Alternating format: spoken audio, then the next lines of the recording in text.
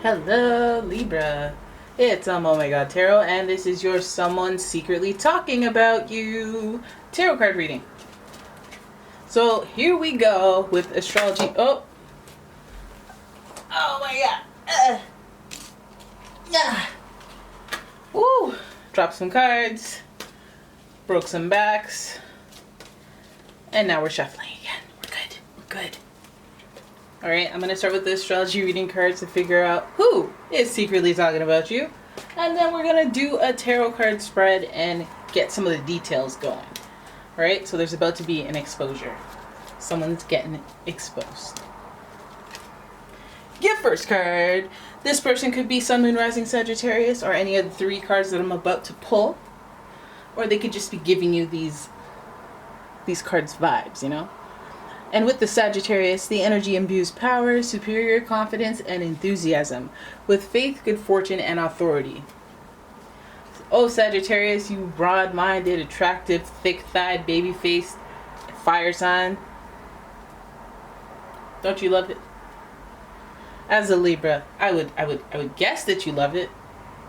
Are you guys into that? Do you guys like Sagittarius people? Have you ever dated one?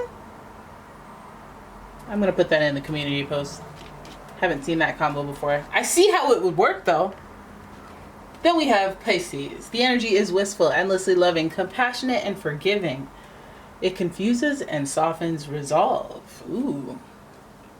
I like it. I like where we're going with this because we don't have petty energy. Well, we kind of with Pisces, but we don't have super petty energy. We have broad-minded energy. We have ascended energy. We have two signs that are connected by Jupiter, who are both in this, like when a Pisces and Sagittarius come together, it's because they like the way each other think. They're on the same rhythm in that quest for knowledge about life. Like Pisces naturally understands it, and Sagittarius naturally live it, so they both help each other out and stuff. And they both are ruled by the planet Jupiter, so growth, luck, expansion, blessings, all day. So this person is talking about you, talking about broad spiritual stuff, some good energy, good vibes.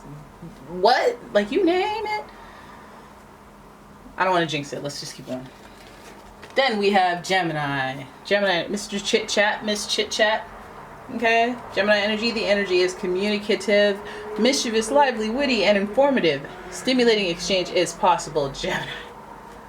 Gemini, lots of fun. Like I always say, Geminis are very, they're fun because they're not afraid to get in a little bit of trouble, you know? They're like free spirits, but they're like, they can talk their way out of things. They're confident in that, and so it enables them with a lot of different types of fun in their life. Gemini and Pisces and Sagittarius. Oh, we have all the mutable signs sitting here. Well, not all of them. I think Virgo is a mutable sign as well. But the mutables are all here, which means they're adaptable to change. So I'm wondering what is coming up. And I'm about to check it out with the pre-Raphaelite tarot. Just the shuffling and a shuffle. Oh, I'm hurting, guys. I should do a live stream fundraiser because this whole time I was being charged $33 US monthly for the past 5 months. Adobe Photoshop or some type of picture thing where I'm paying for stock that I don't even have access to unless I have the subscription for like $50 Canadian. Anyways, I'm not gonna do this to your reading. I'm not gonna buy time shuffling by talking about my gripes. Anyways, fundraiser. What's wrong with me? Anyways, okay, so your first card. Oh my God, we got the good booty. We got the thick thighs like that Sagittarius energy would suggest. We got that booty. Look at that round. Yeah, get it. All right, so we have the 10 of Wands, followed by the Virgo sign. We have the Hermit in the mix, followed by the 7 of Swords. What a beautiful 7 of Swords. What a beautiful evil 7 of Swords. Oh, look at that. You don't want to get in focus. Fine. Then we have, I always get this confused. This could be the Knight of Swords, or it could be the Justice card, right? Who are you? Who are you? No, you're not the, yay, the Knight isn't naked. Who are you? You're a Knight, though. No, you're a page. No, you're a knight. Sorry. This is the knight, but this is just the most unprotected knight ever. That's why this is so confusing. Pre-Raphaelite, does that mean that you don't really... This is pre-wardrobe, pre-armor. Then we have the 9 of Cups, which is fabulous. You, everybody now. They could have done better with this card. It's not clear, and it's like, are you justice? But then you see the knight sword. I mean, the knight horse, and you're like, oh, you're a knight of swords. And then the sword is right there, but it's like, where's your holster? Like, you know, where's the holster at? But anyways, bottom of the deck, of course, the Empress. Love it, love it. That's Venus. That's Venus energy. So okay. When we look at your spread, we start with, I know, we saw the nice smooth booty. We saw that good. We saw that junk in that trunk. And we thought all good things. But this is also a matter of responsibility. Sagittarius energy, they usually, you know, they like to be free. They don't like to be tied down and obligated to things. But at the same time, when they have responsibilities, they feel a sense of responsibility. Like, I will leave, but I will fulfill the end of my contract. And I will carry all these burdens. And I feel like with Sagittarius, they like to take on a lot because they want to be that Batman, that superhero character, and seem like they're superheroes, but then they overly put too much, like there's too much on their plate. Way too much on their plate, and they need to reassess what they're doing a little more often than they do. They usually get overwhelmed before they do that. Because you get distracted by that booty. Alright, see, even I'm distracted. Okay, so with this person talking about you, they could be coming at you with from a place of stress, a place of needing a break. Needing a break, having a lot of responsibility, and they're coming at you. Then they're talking about that. Now, I don't know if they're trying to delegate some responsibility to you, or maybe they're just showing you they're too busy, and maybe you want to offer them, because Pisces, they're very helpful. They like to help, and so do Virgos. They're the service zodiac members. So here is this guy carrying all these wands and is breaking his back, but he's heading to a castle. He's got a lot going on. He's got a whole lot at home that's worth this back-breaking labor. And so then guess who's looking on to that booty in the distance? The Hermit, looking at there, processing, observing. Wow, look at that back-breaking labor. Am I in a better position because I am at my leisure, or am I, you know what I mean, my position relative to these responsibilities? And I feel like, okay, now we're getting into why this person is talking about you. You're going to go ahead and talk about me? I thought you were broad-minded and higher-minded. And I think that what they're doing is they're talking about you.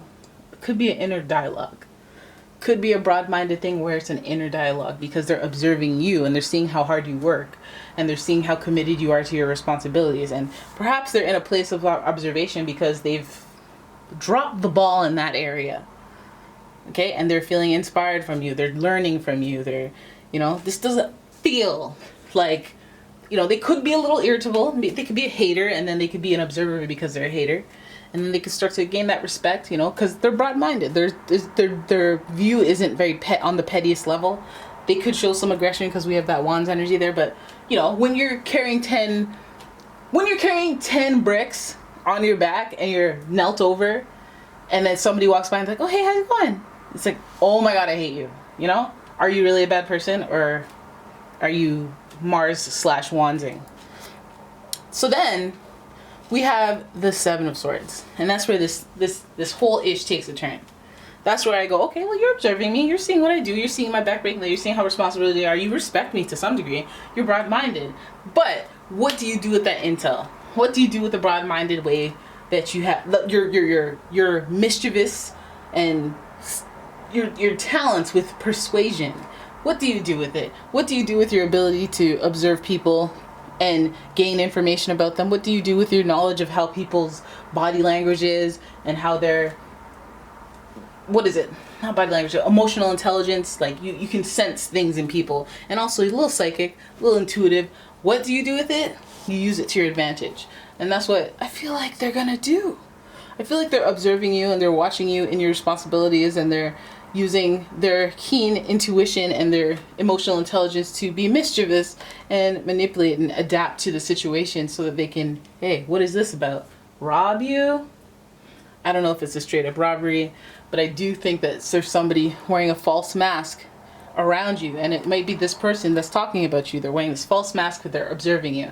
This doesn't necessarily have to be like they're gonna straight up jack your because we do have this. We do have this Knight of Swords, and it's like, that could be protecting your honor. You know, that could be, I'm not with the rah-rah, so don't even start. I'm gonna attack you while I'm naked, like in the shower, like that movie. But Seven of Swords is like, it could mean not the most malicious thing, like I'm straight up lying to you. It could mean that I'm wearing a false mask in the relationship, or my perception of you, the way that I see this situation, it doesn't allow me to be myself, to be authentic. And some of that is Pisces energy, you know, that part of that people-pleasing energy, but also part of that manipulative, persuasive energy.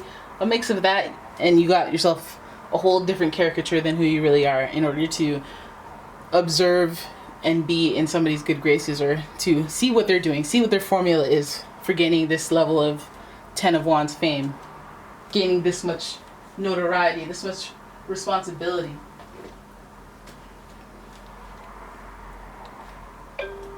My phone's going off, and I did this in another reading where I checked my phone.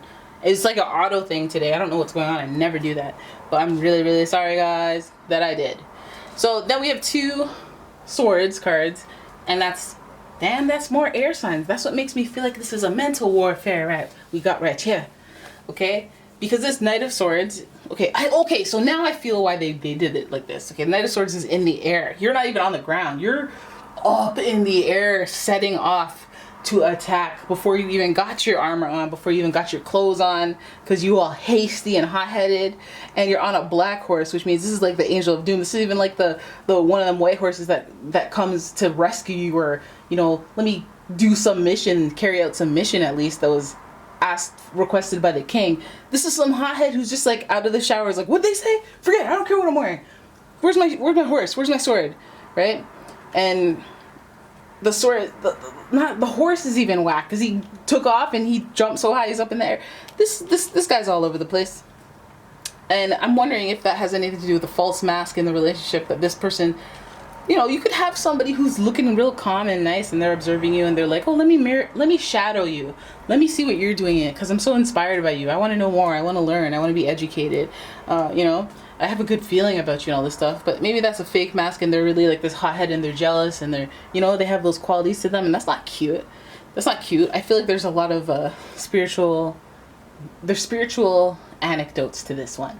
I feel like Nine of Cups is always this, hey, watch. I bet this is the outcome. I bet. How do you know that?